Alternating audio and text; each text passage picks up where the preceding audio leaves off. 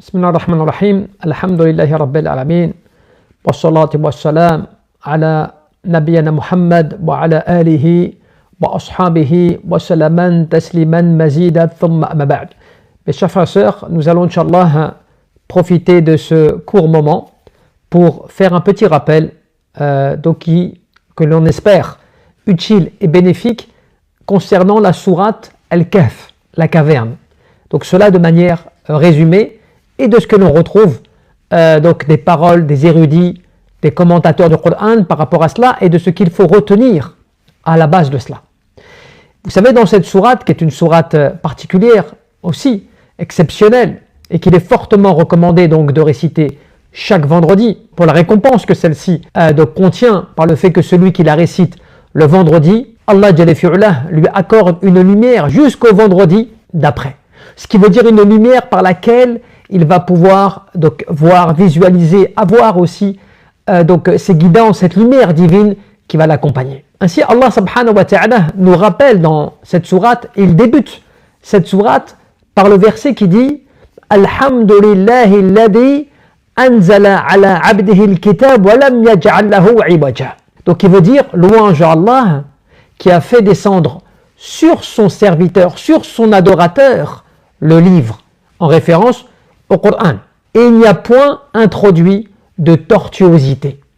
Ce verset d'entrée de jeu fait appel à la louange, al-hamd, par le fait qu'Allah Jalla fi'ulah a fait les louanges de lui-même pour indiquer et décrire son prophète Mohammed ibn Abdillah alayhi salatu wa salam comme étant son adorateur, ala abdihi, sur son serviteur. Le Coran est droit et clair, n'est-ce pas? Sans aucune contradiction, sans aucune tortuosité. Il est le guide parfait pour ceux, incontestablement, qui recherchent la vérité. Ibn Taymiyyah, rahimahullah ta'ala, qu'est-ce qu'il disait? Man tadabbara al-Qur'an, tariba lihuda minhu, tabayyana lahu tariqul haqq.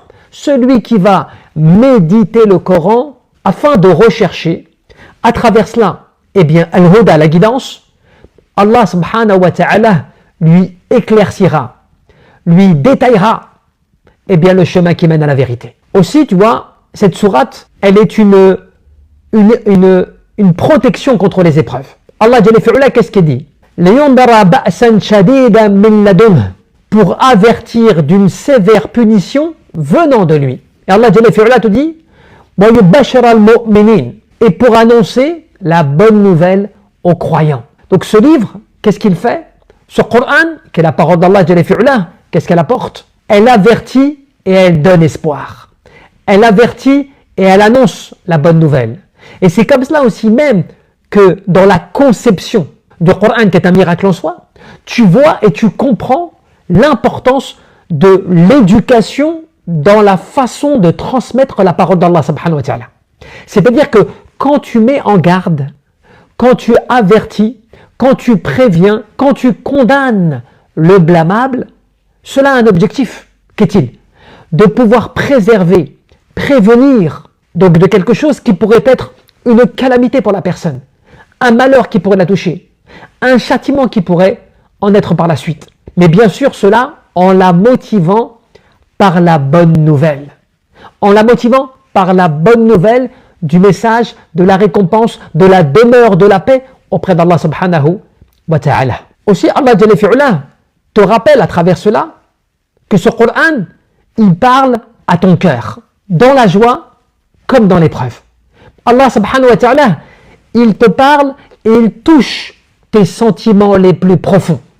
Lorsque tu es dans la détresse, lorsque tu es dans la peur, lorsque tu es donc dans une sensation même parfois de tristesse ou autre, Allah Jalla fi'ulah te rassure, te rappelle à travers les récits ou autres à quel point il faut que tu sois fort, que tu sois résistant dans la foi, dans la spiritualité avec Allah Jalla fi'ulah, afin que cela ait un impact dans ta vie de tous les jours, que cela t'apporte un grand bienfait et que tu comprennes à quel point c'est fondamental pour toi de grandir dans la foi, d'être dans l'adoration mais avec une connexion sincère avec ton Seigneur.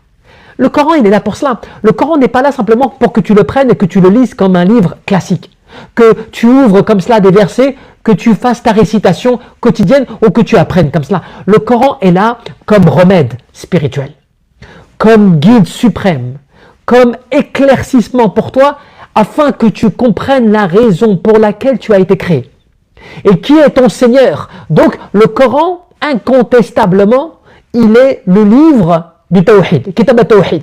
Il est le livre de l'unicité d'Allah, puisqu'il t'appelle constamment à revenir vers lui. Il t'appelle à te repentir. Il t'appelle à te soumettre, à t'humilier à son égard, sous forme d'adoration, sous forme donc de servitude, ce que l'on traduit en arabe al-ubudiyah. C'est cette servitude dans l'adoration, afin de rechercher à travers cela la récompense divine. C'est cela la grandeur du Coran.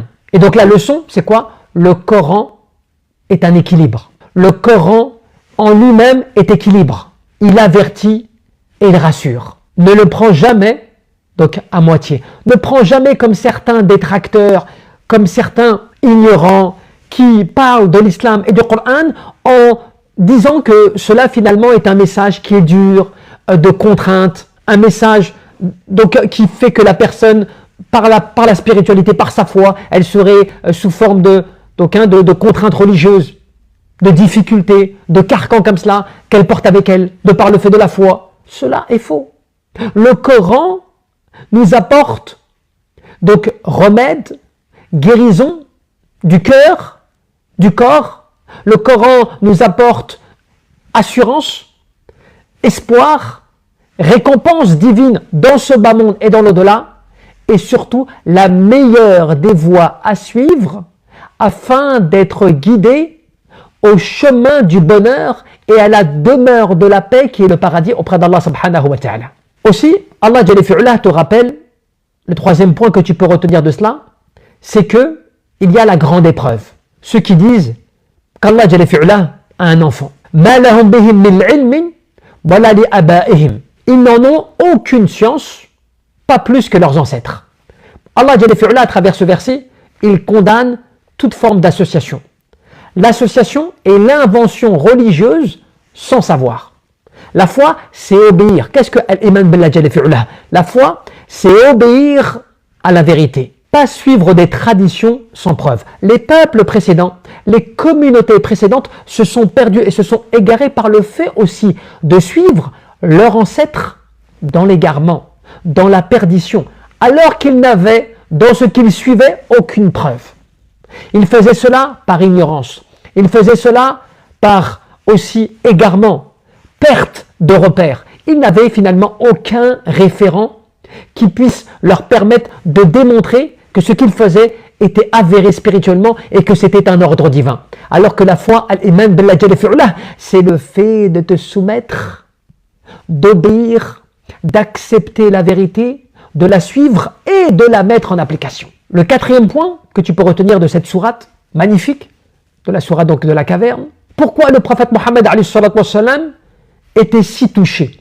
Pourquoi est-ce qu'il était si affecté? Allah te dit فَلَعَلَّكَ بَاخِعٌ نَفْسَكَ. Tu vas peut-être te consumer de chagrin parce qu'il ne croit pas. Regarde un petit peu la caractéristique, vois un petit peu comment Allah est attentif à l'égard de son adorateur. Comment Allah perçoit bien sûr de par sa toute-puissance les sentiments et les sensations que ressent l'adorateur. Et donc il s'adresse à son prophète Muhammad ibn Abdullah Khatib al-Nabiyyin, Imam al-Muttaqin, qui est le dernier des prophètes, l'imam des pieux. Il s'adresse à lui en lui disant, certes, la'allaka, il se peut que tu vas te consumer de chagrin parce qu'il ne croit pas. Qui ça? Les gens, sa communauté, son peuple, qui ne voulait pas accepter la foi, qui ne voulait pas accepter son message. Le prophète souffrait du rejet de son peuple. Il souffrait du fait que son peuple n'acceptait pas le message, n'acceptait pas la vérité. Il voulait bien sûr le bien pour tous. Parce que le prophète est venu comment dans ce bas monde? Comment Allah a envoyé son prophète rahmatan lil alamin, comme une miséricorde pour les mondes.